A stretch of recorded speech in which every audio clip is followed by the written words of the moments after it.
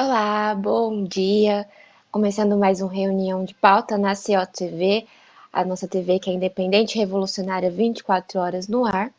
E antes de começarmos aqui a pauta do nosso programa de hoje, tem como tema principal aí a situação na Cracolândia.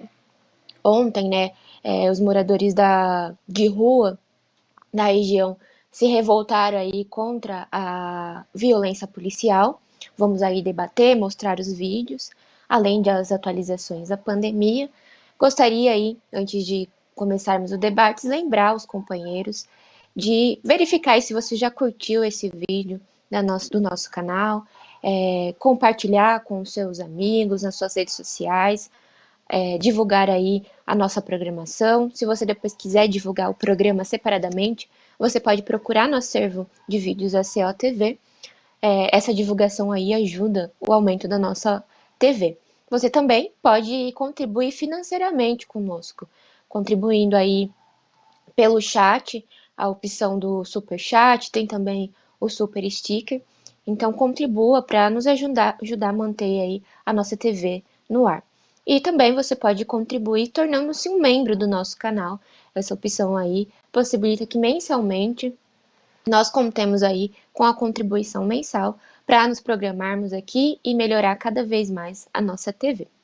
Bem, dados os recados, eu sou a Isadora Dias, sou apresentadora do Reunião de Pauta, que vai ao ar de segunda a sexta na Causa Operária TV a partir das 9h, e apresento junto com a companheira Marília. Bom dia, Marília. Bom dia, Isa. Bom dia, Vinícius, que é o nosso convidado de hoje. É um prazer estar aqui de volta no Reunião de Pauta. A gente vai falar aqui um pouquinho sobre as consequências da polícia que o Boulos tanto adora, né, que é a da GCM, ali na situação da Cracolândia, né? Situação que, inclusive, levou à revolta ali dos moradores, que já são moradores de rua e ainda são muito maltratados. Bem, mas antes disso, eu vou passar a bola para o companheiro Vinícius dar um bom dia. Bom dia, Marília. Bom dia, Isa. Bom dia a todos que estão nos assistindo. Estou de volta aqui em mais uma reunião de pauta. Falar também um pouco sobre o Rio de Janeiro aqui, a questão da saúde. Mas podemos aí partir direto para as nossas primeiras notícias. Bem, isso aí, como de costume, né? Nós aqui no Reunião de Pauta fazemos um debate sobre a situação da pandemia, atualizamos aí os companheiros dos números e também das principais notícias e discussões importantes a serem levantadas sobre o tema. Bem, eu vou começar aqui o debate com a atualização dos números de mortes no Brasil nas últimas 24 horas. Nós tivemos aí quase 800 mortes causada por Covid-19. Então, no total aí, já passamos de 178.184 óbitos registrados. Lembrando sempre, né, da subnotificação desses números. Aqui em São Paulo mesmo, durante as eleições, com a política genocida de Dória, nós ficamos aí dias sem atualização da pandemia. E esses números desses dias não foram contabilizados. Então, isso mostra, né, uma das evidências da subnotificação dos casos, mas a gente sabe também, né, que tem as mortes que não são colocadas como causadas por Covid-19, porque as pessoas não foram testadas, toda essa negligência da política declaradamente genocida, tanto de Dória como de Bolsonaro e de todos os golpistas. E de novos contaminados, nós tivemos nas últimas 24 horas 47.850 casos confirmados. Um número aí, na média, móvel de 41.056 novos diagnósticos por dia. Um número alto, né? Que geralmente estamos de fato mesmo nesse número. Acima sempre dos 30.000, 40.000 novos confirmados, que também, apesar aí de ser um número alto, é também subnotificado. Tem gente que nem teste consegue fazer. E aí também gostaria de destacar a situação dos leitos, né, de UTI. No Rio de Janeiro, o sistema de saúde já entrou em colapso, mesmo os hospitais privados não têm leito, e aqui em São Paulo nós também caminhamos para essa situação. O Hospital TID Setúbal, na zona leste de São Paulo, tem 93% dos leitos de Covid-19 ocupados, caminhando aí também para uma situação de superlotação, algo que também está acontecendo até mesmo nos hospitais privados, os hospitais mais conceituados aí do Brasil todo, aqui em São Paulo, que também tem um alto número de leitos ocupados. E é importante lembrar, né, que quando aí os governos começaram a apresentar uma queda da pandemia e tal, eles desfizeram leitos de hospitais. Tudo bem, né, que não eram. A gente debateu aqui também a situação desses leitos, né? Eles não eram de fato leitos de UTI equipados e tal, mas mostra aí que desfazer mesmo desses leitos já era uma política de abandonar totalmente as pessoas doentes, os casos graves, né, da doença, porque o certo era equipar esses leitos para tornarem-se leitos de UTI e não desfazer desses leitos, né? E, então eles sabiam aí que a situação poderia piorar, mas não se importaram nem um pouco com isso. E a gente caminha aí para uma situação muito grave, apesar aí de ter notícias da vacina, que teria aí o início da vacinação para o dia 25 de janeiro, nós temos aí mais de um mês praticamente antes de iniciar essa campanha de vacinação, que também a gente não sabe como vai acontecer, não é assim, todo mundo vai ser vacinado, então teria que continuar com uma política para auxiliar as pessoas que ficarem antes desse período, né? Bem, passo aí para os companheiros também o debate sobre a pandemia. Bem, eu acho que a primeira coisa que a gente tem que destacar é a questão da vacina, né?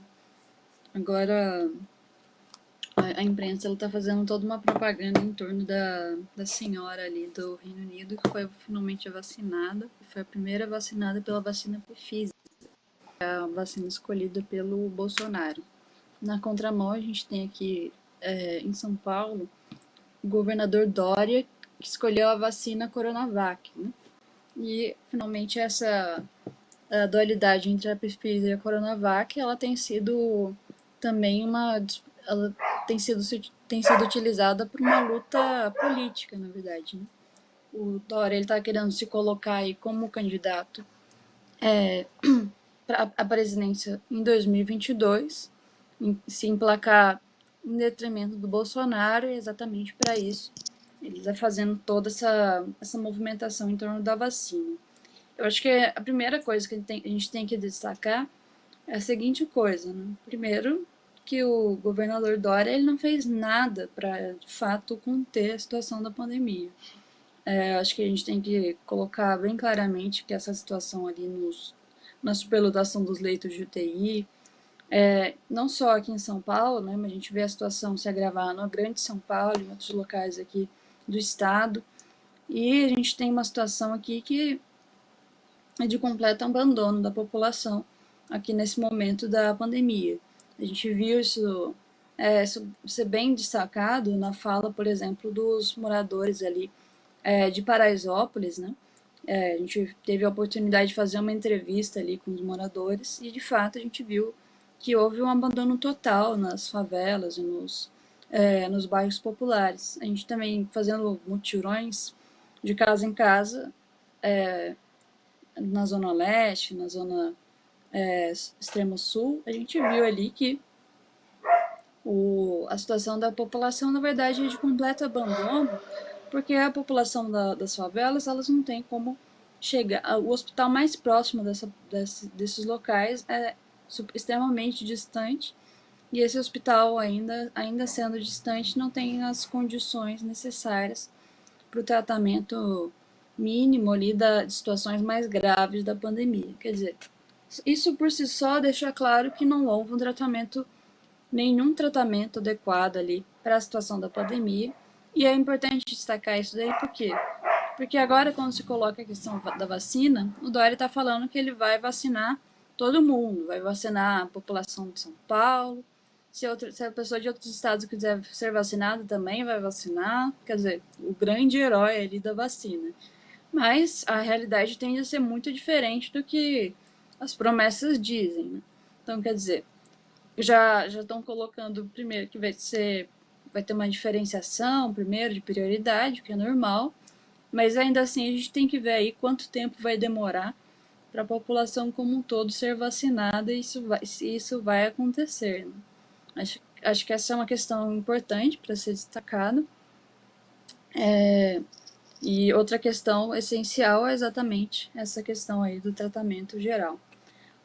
Acho que é importante destacar essas coisas, né? Porque agora, na situação da pandemia, a gente tem uma elevação da crise econômica, e exatamente isso, como a gente já falou anteriormente, ela pressiona os governos capitalistas a mostrar do que eles realmente são, né?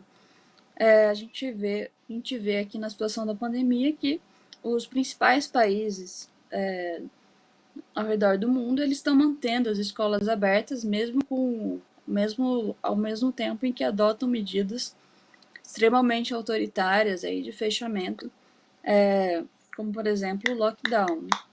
E é importante colocar isso daí porque essa dualidade de políticas, ela é percebida pela população, e na falta de uma esquerda que condena essa política dos governos capitalistas tradicionais, a extrema-direita ela ganha muita força aí na população.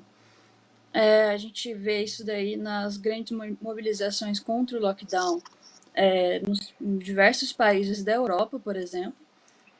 Isso também se colocou ali nos Estados Unidos, né? A gente chegou a noticiar uma série de vezes as mobilizações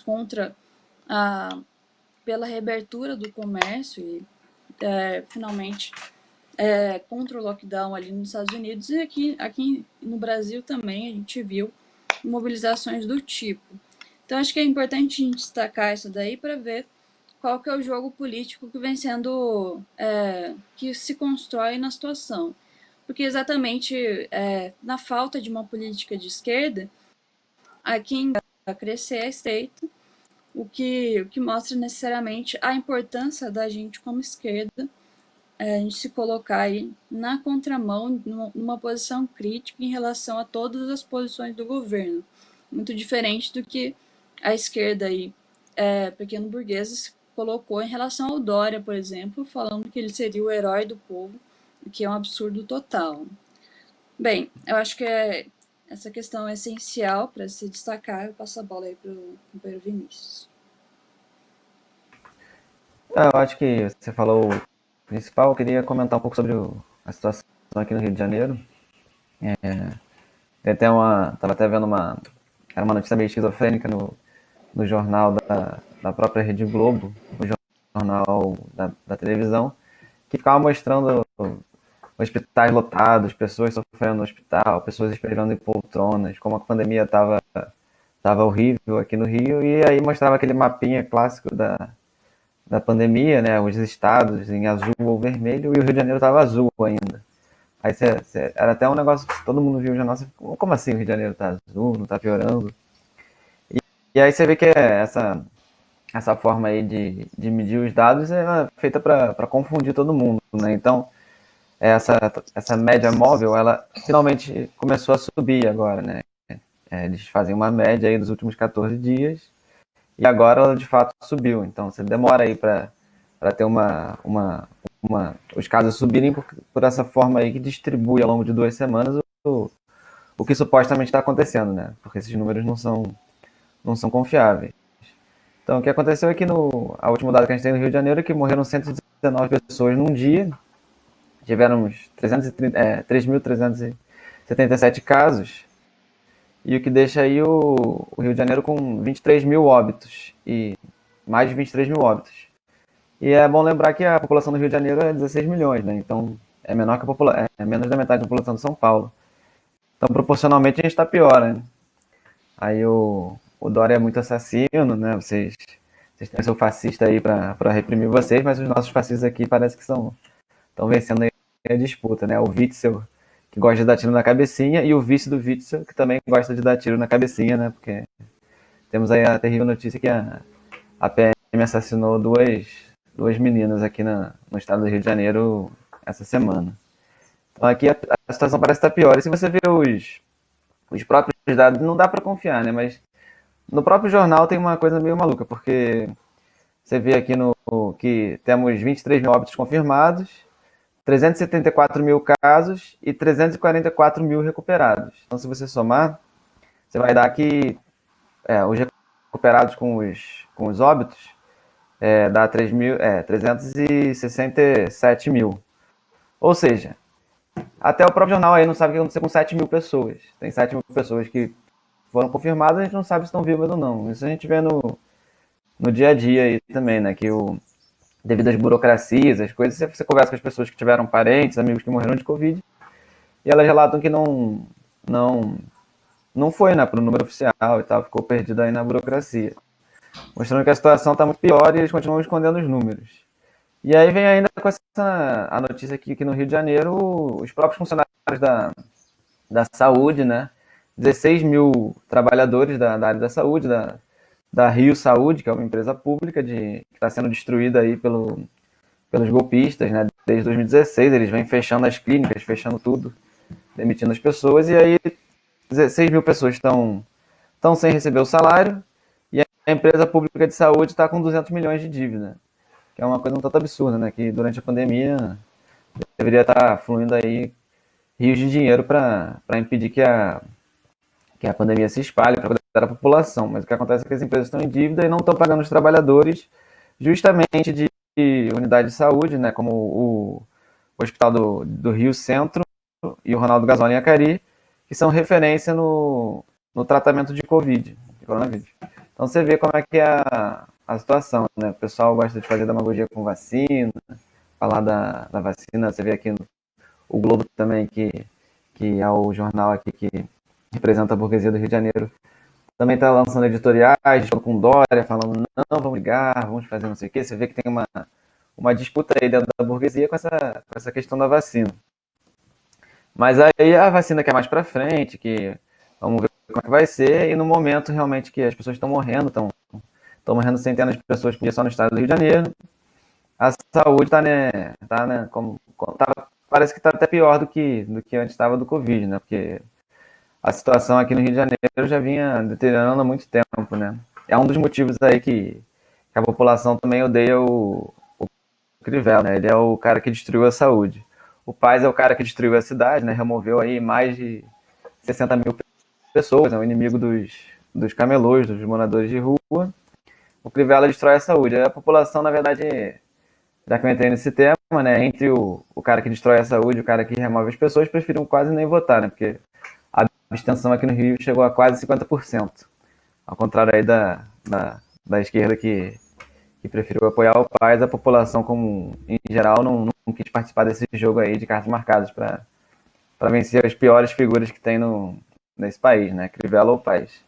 Que são aí também ambos responsáveis pela situação que a gente vive no Estado e no Brasil, né? São os golpistas de 2016 que vêm destruindo o país e criando aí essa fatalidade de mais de 177 mil mortos em números oficiais. É isso.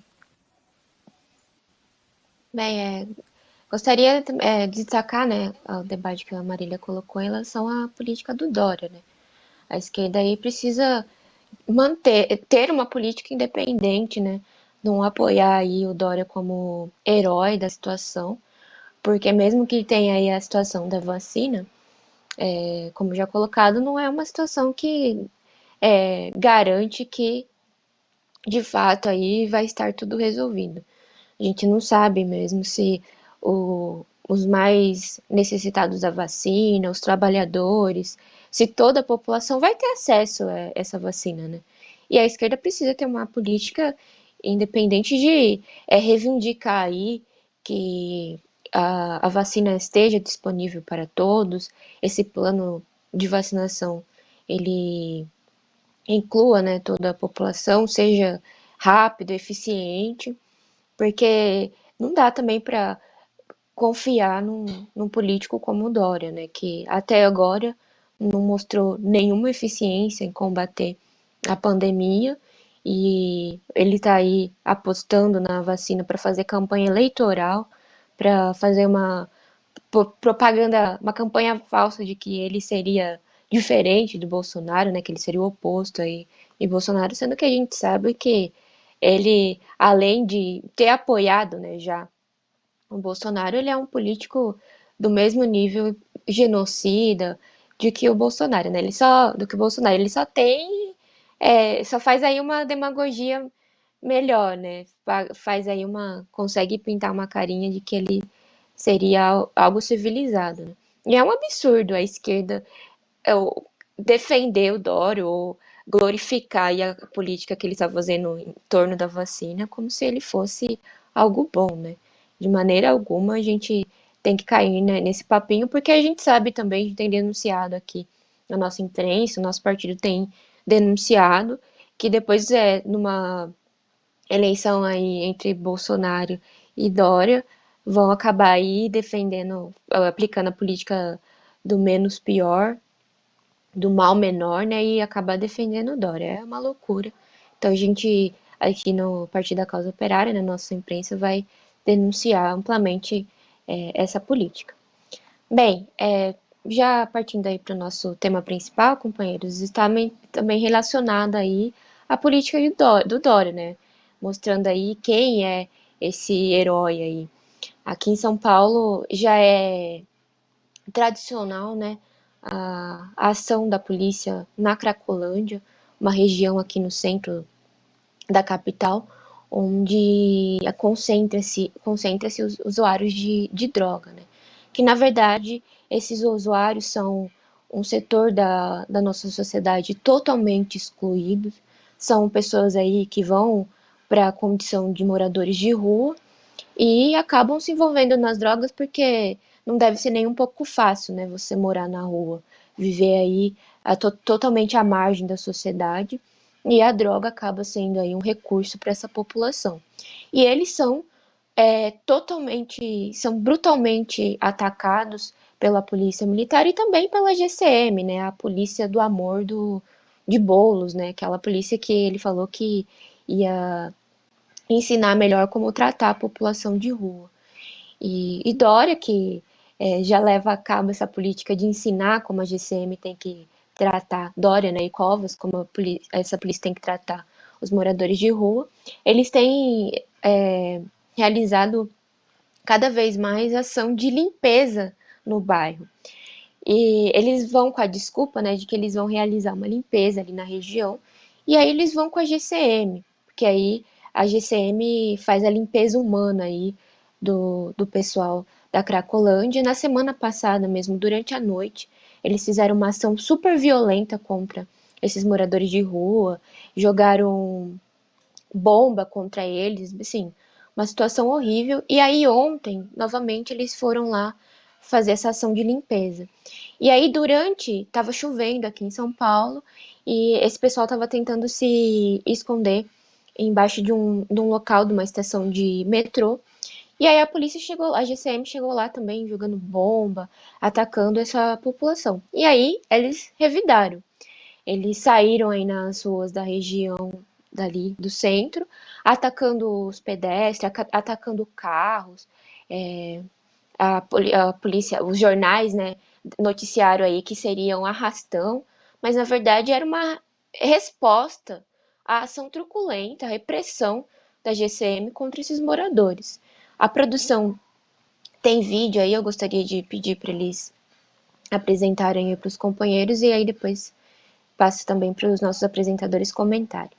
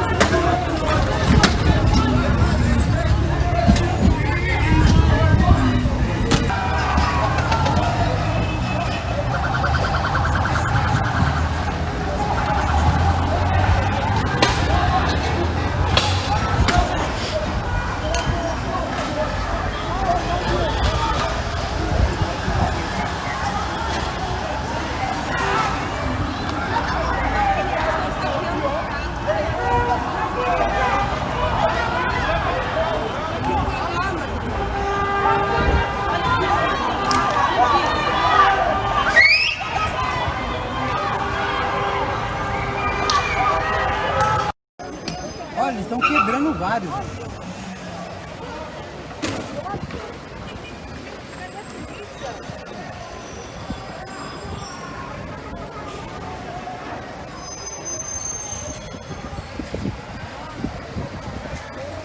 Olha, ó.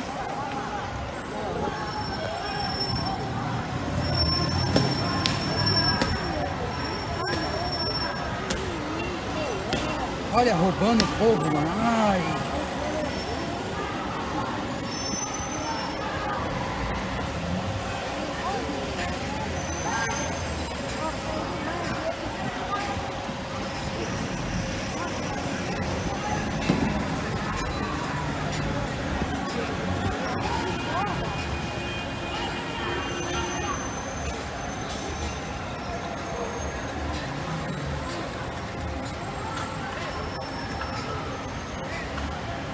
Meu, olha o que fizeram com o carro, velho. Olha.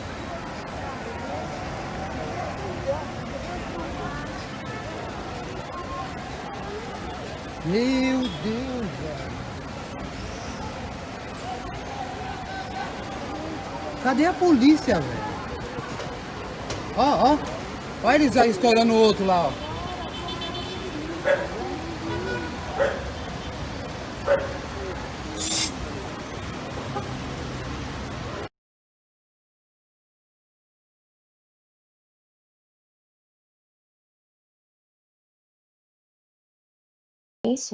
Da política da direita, da política do golpe, que abandonou completamente a população.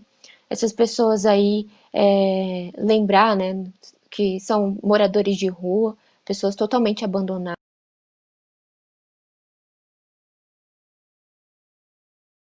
Nós noticiamos que o Dória cortou o jantar em 57 unidades o Bom Prato, das 59, e ele mesmo também, durante um período, né, até o dia 30 de setembro, eles estavam oferecendo alimentação gratuitamente, mas disseram que esses moradores de rua poderiam pedir comida para as pessoas que estão na rua, né, as pessoas, os pedestres e tal.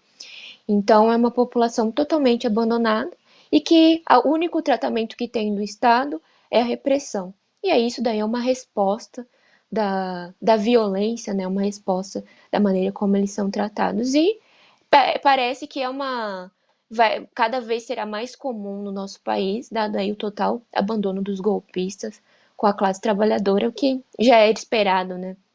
Dessa burguesia, desses golpistas. Bem, passo para vocês, companheiros.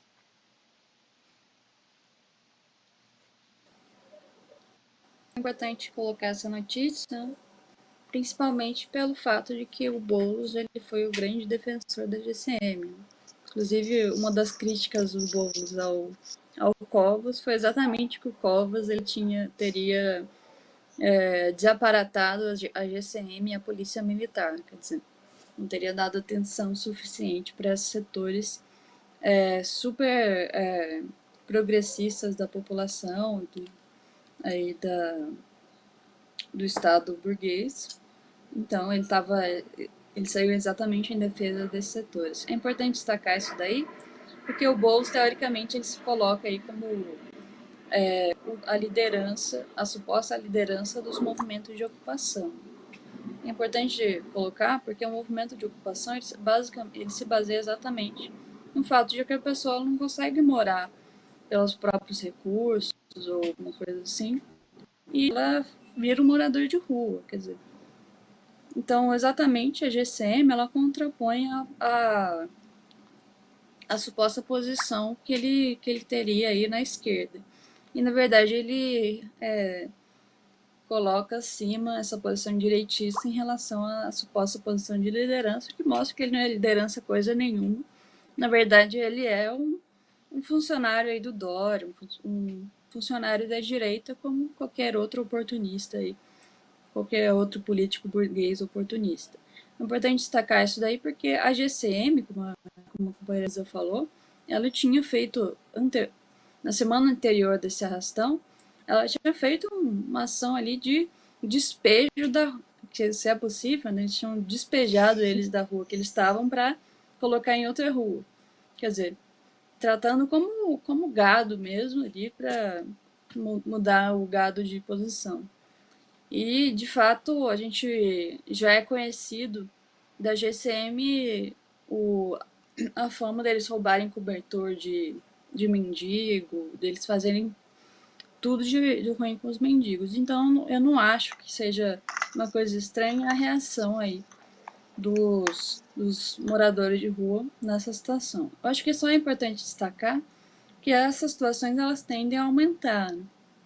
Nessa situação em que a esquerda ela simplesmente ignora a situação social, a, o que tende a acontecer é que a própria extrema-direita ela organize setores aí com medidas escusas da extrema-direita, né? Quer dizer, usando o dinheiro da burguesia aí para exatamente pagar serviços escusos, como por exemplo ataques contra a esquerda e tudo mais. Nesse sentido, a gente tem que deixar claro que é função da esquerda atuar nesses setores para exatamente evitar a capitalização da extrema-direita a partir dessas contradições sociais. A gente sempre tem que ficar de olho nessas situações, porque não existe copo vazio na política, né? Ou é um setor que ocupa o outro. Nessa situação radicalizada, a tendência é que um dos polos da política ocupe a situação, como já foi colocado aí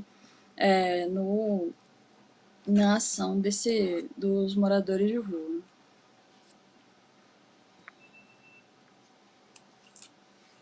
Eu tenho um comentário também, que é sobre a questão da guarda municipal, né? Que aqui no Rio de Janeiro a gente viu que a primeira medida que o prefeito recém-eleito, né, do Eduardo Paes do DEM, falou, além de ligar para o Bolsonaro, mostrar que não tem oposição ao Bolsonaro coisa nenhuma, né? Foi falar que vai armar a guarda municipal. Que eu achei um pouco estranho, porque que eu saiba eles já andam armados, mas tudo bem, vai ver eles andam armados regularmente e agora vai ser oficial, né? E você vê que é o projeto aí super direitista de aumentar a repressão, né? Que o Boulos fala com uma demagogia, né? De uma coisa mais de esquerda, não, vamos reformar, dar aulas e tal, mas o projeto é aí continuar reforçando a guarda municipal. O Paes fala com todas as letras, né? Armar, criar um BOP da guarda municipal, trabalhar, fazer a guarda municipal trabalhar junto com a PM. É um negócio completamente absurdo e eles são os maiores inimigos aí tanto dos sem-teto, né, dos moradores de rua, quanto dos camelôs, que são aí cada vez maior, uma categoria de trabalhadores cada vez maior, né, por causa do altíssimo nível de desemprego do Brasil. Você vê que os camelôs aqui no Rio de Janeiro, pelo menos, tem todo lugar, gente trabalhando, tem grupos grandes de camelôs que se aglomeram nos pontos de ônibus mais movimentados e tal, para conseguir vender alguma coisa, ganhar algum dinheiro, e a guarda municipal vai lá, extorque as pessoas, bate, rouba mercadoria. É um negócio completamente absurdo. E aí você vê que a PM aqui, né, do Cláudio Castro, que assassinou aí as duas meninas esse fim de semana, já teve um diálogo aí direto do Paes com esse Cláudio para articular aí a intensificação da repressão conjunta da guarda com a PM, que já está meio misturado aqui no Rio, porque aqui no Rio eles criaram uma unidade privada de segurança, né? Que é a PM atuando como guarda, e eles andam armados, né? Então é um negócio assim, é quase que para oficializar aí que a guarda vai poder andar armada mesmo, vai poder matar as pessoas, reprimir cada vez mais. Isso daí é um dos maiores inimigos dos sem-teto, né? E você vê que o Boulos supostamente, né, é a favor do sem-teto. Teve o caso também da, da empreiteira que doou, né? E a gente sabe também que a empreiteira são os grandes inimigos aí que desejam os despejos, que querem destruir, que querem construir aí onde tem moradias irregulares ou retomar um prédio que eles abandonaram há 20 anos, esse tipo de coisa que as empreiteiras fazem e são os grandes inimigos dos sem-teto. Então, você vê que o Boulos, ele é complicado aí ele se manter nessa posição que ele recebe dinheiro aí dos inimigos de sem teto, apoia sem teto e não menciona, não defende sem teto durante a campanha, né? Você vê uma coisa completamente maluca, apesar da imprensa gostar de citar o tempo todo o líder do MTST, esse tipo de coisa. Então esse é o meu comentário. Só para acrescentar, né, a questão das empreiteiras e tal, essa questão aí de esse tratamento que é dado aos moradores de rua aqui no centro de São Paulo é justamente aí interesse dos capitalistas, dos empresários de condomínios, de consultoria de condomínios, porque essa situação nas ruas de São Paulo desvaloriza, né, o, as residências, os condomínios. E aqui em São Paulo a gente vê uma situação muito crítica nas ruas do centro. Cada vez mais moradores, qualquer canto que você olhe tem uma barraquinha, tem ou então, às vezes, só uma pessoa jogada no chão.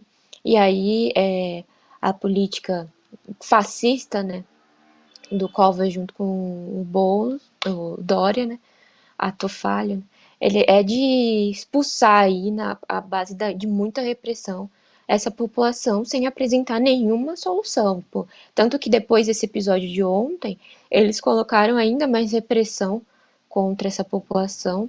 Estava vendo aí que a rota foi deslocada lá para a região. E essa é a solução que eles têm. E aí você vê a esquerda falando aí que vai melhorar a condição da GCM, que na verdade falar isso é aumentar o braço de repressão do Estado e colocar aí as polícias municipais no treinamento da polícia militar para agir da mesma maneira que essas polícias. Bem, nós temos rapidinho uma notícia também de revolta, mas não foi no centro de São Paulo, foi nos campos de futebol da Europa, numa situação aí que eu gostaria de destacar, mas antes, rapidinho, desejar um bom dia para o pessoal que está nos acompanhando aqui, companheira Romaria, Arthur Freitas, sou eu, Walter dos Santos, Maria Angela Biduque, companheira Angelina Dias, Ana Matos, participaram aqui do debate, Ruth Pride, companheira Maria Ângela, que comentou bastante coisa em relação a essa política, né, da burguesia contra a população. E aí, essa situação aí de revolta nos campos de futebol foi levantada por quem? Por Neymar, né, o nosso jogador aí de futebol, que é a esquerda, que é o que os identitários falam, até que ele não se reconhece como negro, que ele é bolsonarista, que ele é fascista, que não sei o quê. Mas foi justamente Neymar que já tem aí, em outra situação, se demonstrado, tem tido atitudes contra o racismo no futebol. E mais uma vez, puxados aí por Neymar, atletas do PSG e do time Istambul deixaram o jogo após uma ação aí de racismo do juiz. Um jogador aí do time de Istambul, ele teria o juiz teria falado alguma coisa no sentido sai daí, negro, feito uma ofensa contra ele. E aí o Neymar foi se cientificar com esse jogador se o juiz tinha falado isso mesmo. E aí o jogador certificou e o Neymar, chamando os outros jogadores, falaram que eles iam sair do time enquanto aquele juiz estivesse em campo. E de fato, ele aí junto também com o outro jogador, ai, peraí que sumiu o nome dele aqui, que essa notícia está destacando o Neymar, um jogador famoso também, e, enfim, chamou esse outro jogador e eles foram lá e tiraram todos os jogadores do campo e a partida foi suspensa. Então, eu já quis destacar, com certeza, no Zona do Agrião, até mesmo amanhã, notícia, a gente vai destacar melhor essa questão do Neymar, porque ele é profundamente atacado pelos identitários. Apesar aí dele ser um negro, os identitários não só recusam a defender o Neymar, como atacam ele constantemente. E inclusive eles aí alegam, né, que por Neymar ser um jogador de futebol milionário, ele não merecia ser defendido. Mas é engraçado que esses mesmos identitários que recusam a defender Neymar, eles defendem Maju Coutinho, né, funcionária da Globo, que a gente sabe o caráter da Globo na política. Defendem também Kamala Harris, a vice lá dos Estados Unidos, que é uma das responsáveis pela prisão de milhares de negros. Então, essa desculpa não cola, né? Só prova aí que a política identitária é uma política sem princípios e ela é imperialista, né? Uma política imperialista que defende só quem é de interesse do imperialismo. Como o Neymar, representante do futebol brasileiro, não é de interesse do imperialismo, então esse setor não defende o Neymar, mas a gente coloca aqui a defesa em relação a ele, que é justamente em defesa do nosso futebol brasileiro, e também ele é um negro, né, que sofre racismo e também tem se manifestado aí contra essas ações racistas. Bem, passa aí rapidinho para os companheiros comentarem e também aproveitem e já despeçam.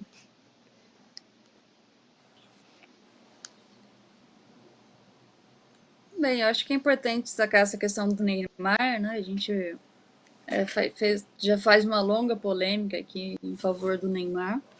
Inclusive, a gente é o único partido que se posiciona em favor aí do futebol brasileiro, do Neymar e tudo mais, em todos os ataques que o imperialismo faz contra o nosso futebol.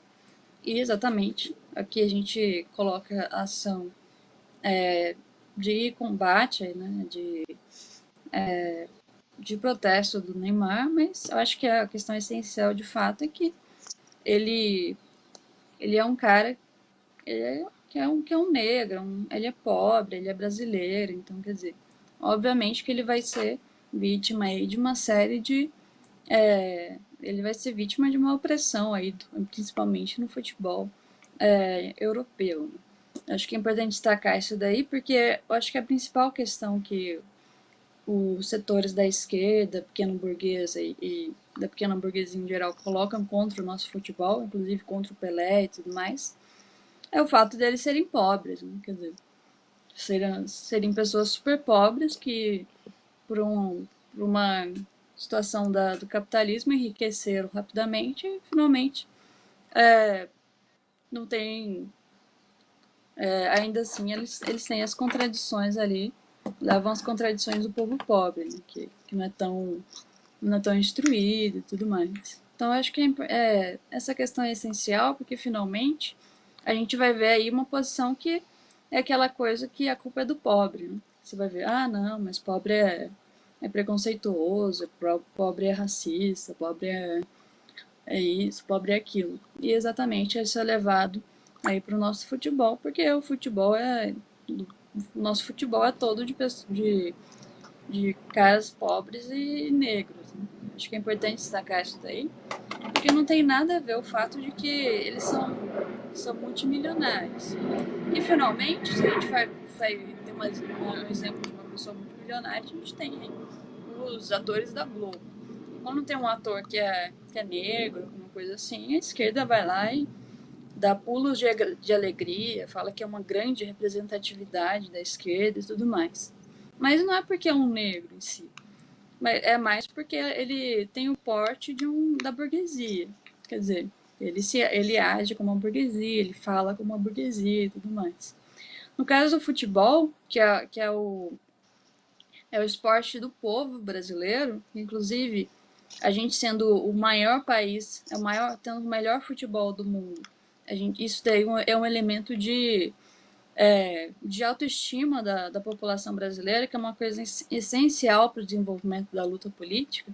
A gente vê aí que é escrachado por todos os setores da esquerda, que é uma coisa absurda, porque a esquerda exatamente deveria defender os interesses do povo, e não os interesses da burguesia, que é exatamente condenar o nosso futebol e também, como a gente sempre vê, o carnaval.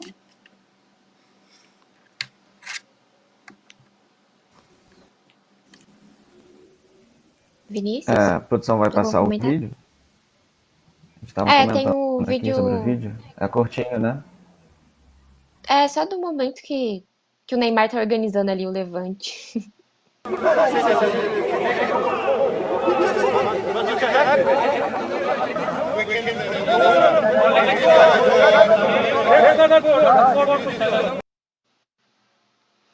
Bem, aí tem o vídeo, e destacar, o companheiro do Pride, né, falou, colocou no Google e não, quase não tem nenhum destaque da imprensa, né, sobre esse acontecimento, porque de fato, né, eu já vi notícias da imprensa falando destacando que a irmã do Neymar falou que não gostava de museu, né? Mas aí quando é uma situação como essa, eles não destacam. Bem, passo para você, Vinícius, comentar e você também tem o chamado do ato, né? Só queria comentar que a esquerda gosta de ter uma dificuldade de defender o Neymar, né? Até quando ele está certo, até quando ele está politicamente certo, né? Que no caso ele está lutando contra o racismo, já é a segunda vez esse ano. E no momento que ele faz uma atitude política de lutar contra o racismo, a esquerda vai lá e ataca ele. Mas tem uma facilidade muito grande em defender os piores figuras da política nacional, né? O Rodrigo Maia, o próprio Eduardo Paes. Então é um negócio bem absurdo, né? É fazer frente com o imperialismo sempre, né? Quando é para atacar o Neymar, faz frente com o imperialismo. Quando é para a política brasileira, também faz frente com o imperialismo, defendendo aí os golpistas.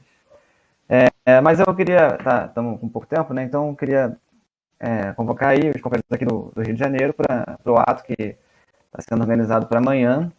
A gente estava organizando um ato pelo Fora Bolsonaro, aqui no Rio, e aí unificamos com o ato contra a reforma administrativa.